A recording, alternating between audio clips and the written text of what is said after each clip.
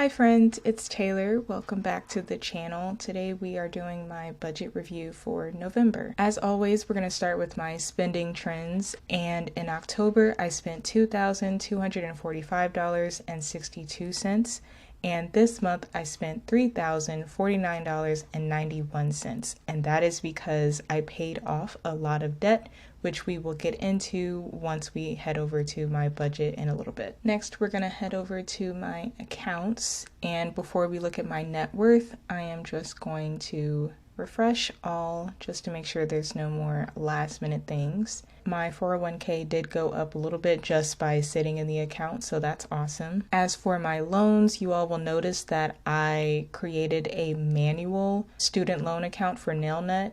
The automatic one is still here because I wanted to keep that data. It was just too tedious to manually upload the balance history every month because for whatever reason it is not syncing right with Monarch. I figured it would be easier to just make this a manual account, and then once a month I just add that one transaction to reflect the balance. While we're here on the loan section, I wanted to point out that all of my Affirm loans are paid, so that was a huge burden lifted off my shoulders because I wanted to have that paid before we went into 2024. Affirm also had the highest interest rate out of all of my loans, so to get that knocked out completely is just, it's going to free up a lot of money in the long run, so I'm really excited about that. Another debt I was able to pay off was this one. In addition to the $104 that I paid on the 9th, I was able to pay the remaining $120 today. So we're going to create that transaction, and now it should show my balance at 0. I'm also going to adjust the name to when I actually paid it off, so we're going to put this as November and click Save. Overall, I paid off 2 big debts this month, which I wasn't expecting to do until December, so I am extremely proud of that, and I'll talk about the details of the payment and stuff after we get to my budget. Now, the last thing that I have is this HL balance, which is a situation that I'm dealing with regarding some overdue rent at my previous place. I talked about all of the details in my annual budget video, which I will leave linked below. But for now, I just want to make some updates to this account in Monarch to make sure this is accurately reflecting everything. So the first thing we're going to do is update the actual balance.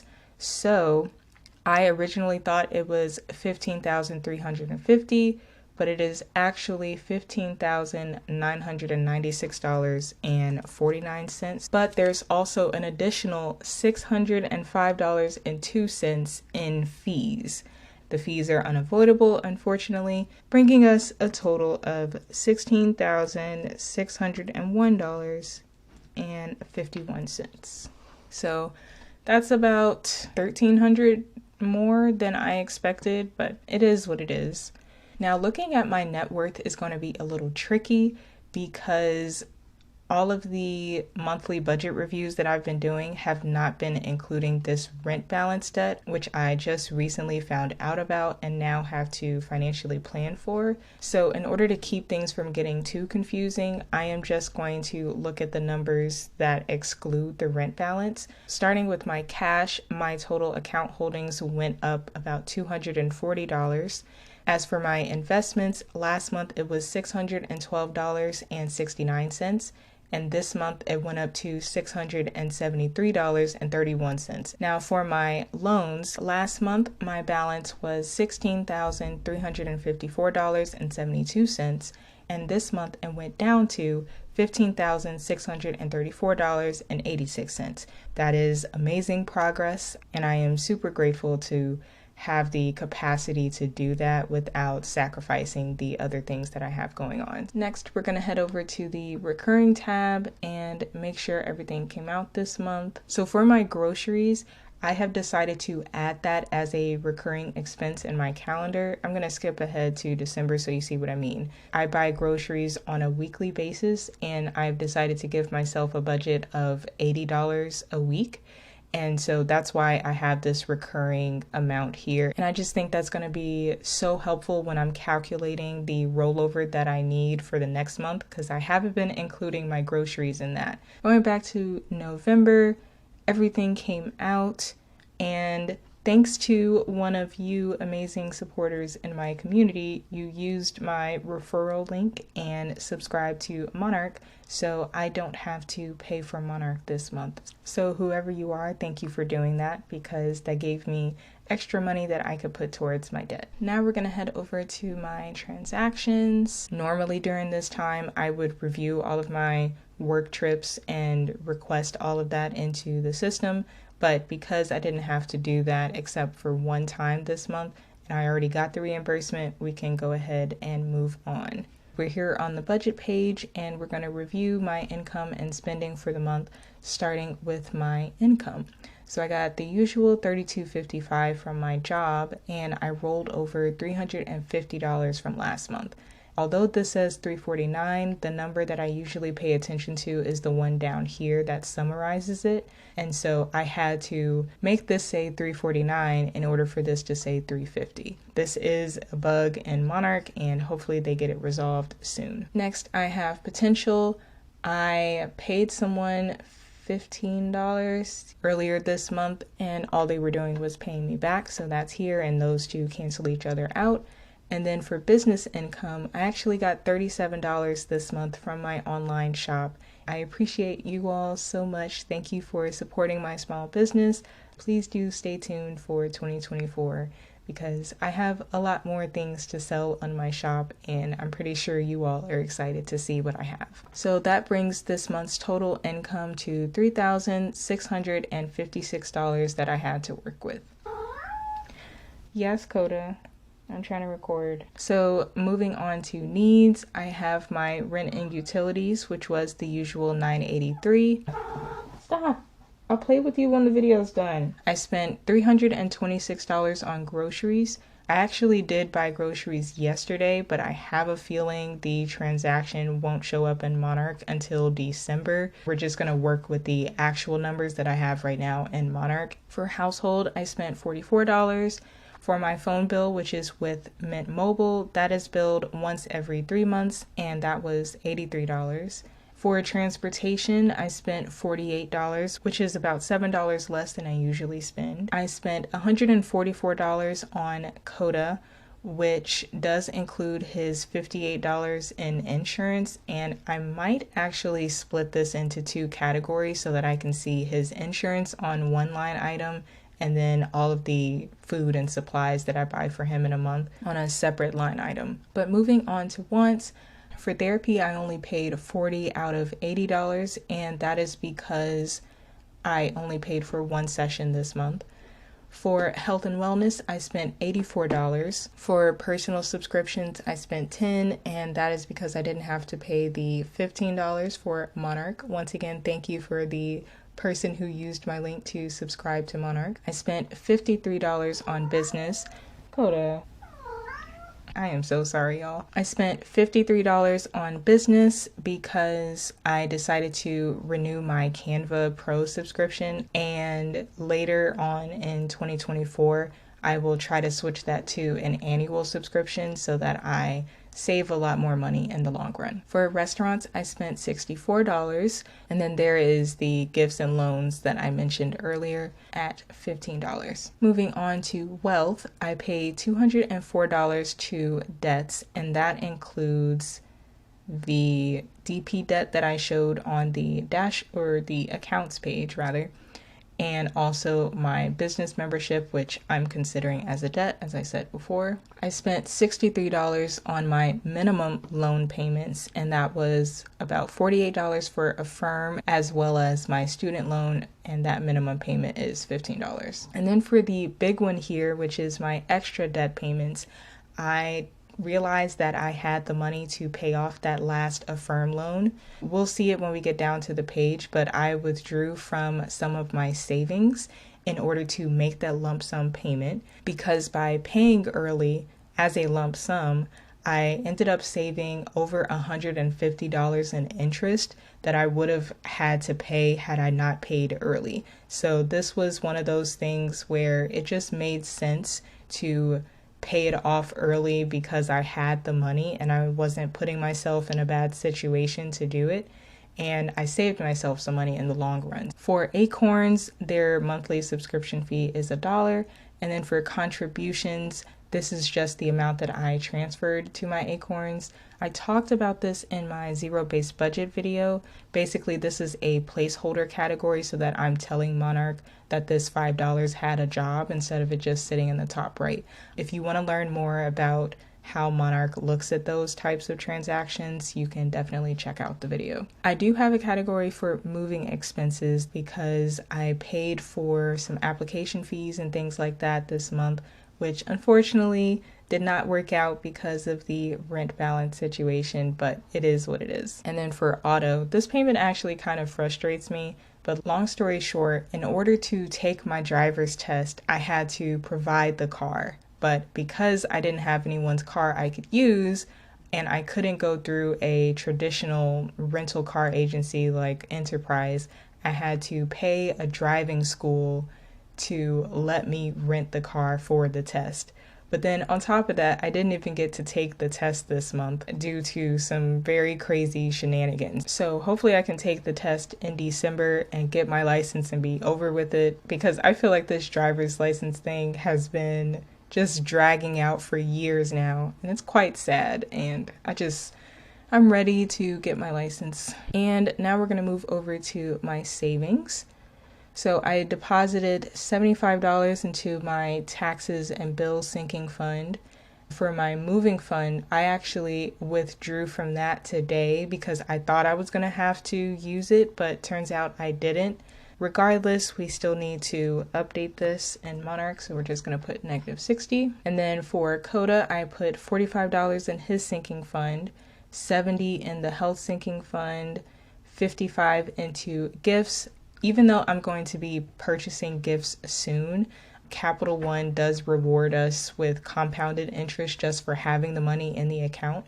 And since I wasn't buying gifts immediately, I decided to let it sit in the account for a little bit longer just to get some interest. And then I put $85 in the travel sinking fund, $100 in the 1 month fund. I don't think I announced this yet, but I actually created an account with Marcus by Goldman Sachs so that I could have that be completely separate from Capital One just in case of an emergency. I've been seeing people talk about how they're all of a sudden losing access to their accounts and things like that. And I felt like I was putting all of my eggs in one basket by keeping all of my money in Capital One. So this is me just diversifying in case of emergencies, and I'm going to be putting $100 a month into this one. And then for my emergency fund, I withdrew $228, and that was to pay for the Affirm loan because I know I'll be able to put that money back into the account next month. This was just a decision that made sense to me because I was going to be saving money, and those were all of my contributions. What we're going to do now is compare this $459 to the amount that's in my bank account right now. So my bank balance in Capital One is showing that I do in fact have $460, so I think we are good to go. And now what I'm going to do is bring over my sticky note, and we're going to see how much I actually have to work with and decide how I want to use my money. So we've already established that my current bank balance is $460, and now we're going to write down the pending transactions. So I have $143 pending from Instacart. But the thing is, Instacart always charges more just in case you decide to add something to your cart. So I don't expect this $143 to go through. I expect it to be $129.19 because that's how much I actually ended up paying Instacart. So we're going to go with that. And then we also have to subtract the $120 that I paid today towards my debt. And if we do that on the calculator, we get $210.81 remaining. And this is just minus the pending transactions. But we're not done yet because now I need to go to recurring, and we're going to take a look at next month. And remember, I always have to plan for the next couple of days into the month before I get paid on the 5th. So I have $5 coming out for Acorns tomorrow. And then I don't think I'm gonna have to refill my Metro card because I usually do that every 2 weeks, and I already did that last week. And then for my groceries, I usually get them weekly on Fridays, but I actually got my groceries on Wednesday, and that's where this pending transaction of $129 comes from. So we're also going to ignore that. And then I have nothing on the 2nd, 3rd, or 4th, and then I get paid on the 5th. So we're gonna take that 210.81, subtracting 5, and we are left with $205.81 that I can actually decide what to do with. Now, because I withdrew, how much did I withdraw from the moving fund? I withdrew $160.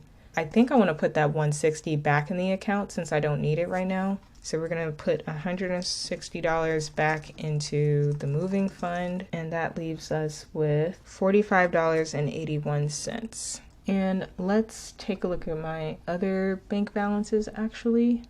I think I'm going to wait until my paycheck on December 20th to bring my emergency fund back up to 1,000, or maybe that's something I'll wait to do in January, but either way, I don't want to put this $45 towards it.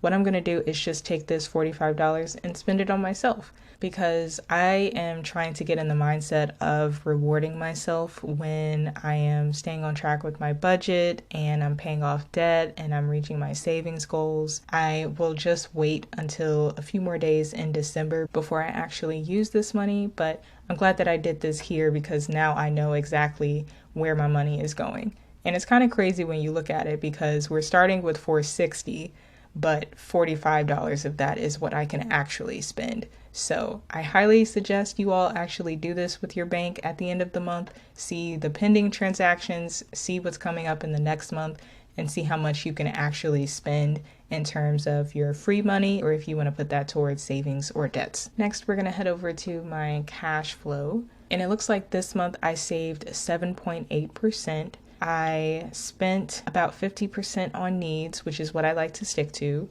28% on wealth. So that's almost 30% of my income that went to debt.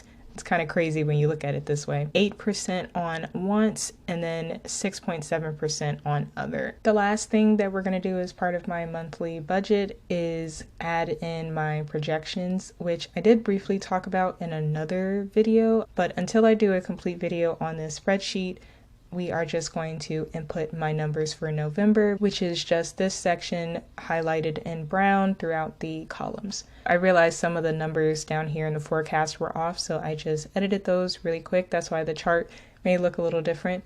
Before we enter in November, I'm just going to set this cell equal to this one. There's a big gap there, but that's just because we need to enter in this data for November. So my net worth was negative $29,232.46. And let's see what our chart does. And with this updated info, it looks like it's going to take me a little bit longer than a couple of years to get my net worth to zero. Obviously, as we add in more data throughout the next couple of months, my chart will update it and we'll get some more accurate information. But for now, let's look at my cash. At the end of November, I had $36.30 and 60 cents. Just going to adjust that. And my projections went up for the cash that I'll have in 2026. So that's pretty cool. We're going to say my investments was $673.31, and that should update as well. Okay, now it's starting to steady out a little bit more, which is what we wanted. Well, technically we want more growth, but at least it's not like dropping down like it was before. So my debt balance as of November was $33,536.37. And I forgot to have this update. Wow, that is completely throwing off these numbers. I will handle that off camera. My Vantage score stayed the same, but my FICO did drop, unfortunately, to 630. It's going to take me a little bit longer to get to 850, but at least it didn't drop too much. Okay, so I am recording this on the morning of December 1st because the rest of my transactions loaded, so we need to do some updating to my budget for November. First, I'm going to go over here to transactions, and you'll see everything from Instacart groceries and up loaded in, And I went ahead and made sure all of these were linked to their correct goals, so they should show up in our budget. And now we are going to go reconcile. So I earned $11 in interest. All of these other categories are good.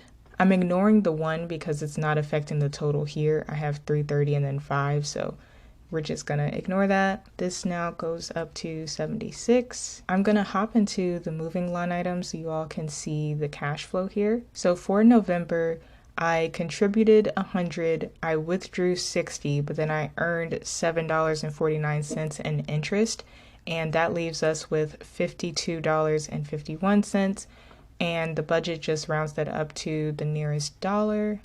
And so we're just going to put this as -53, and that should zero out.